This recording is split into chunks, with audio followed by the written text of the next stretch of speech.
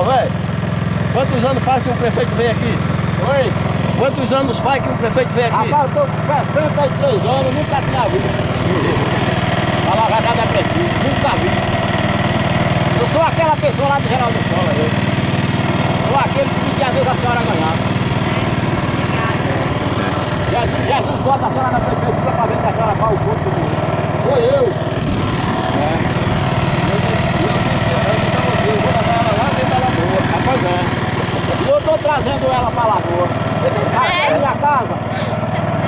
Até que eu fui dar de 8 anos, eu comecei a entrar aqui dentro. Oi? Eu com 63 anos, nunca saí daqui pra Santo. E eu nunca fiquei doente por causa dessa lagoa. E eu disse a gente, chama o Zé Paulo, que a gente vai com a prefeita e vai fazer uma dele. Pois é, pois é. Aí eu tenho essa canoinha, tenho 3. É? É, a maior é essa daqui. Aqui quando eu quero, eu vou lá pra Tibau sozinho. O pessoal tá lá de Curitiba.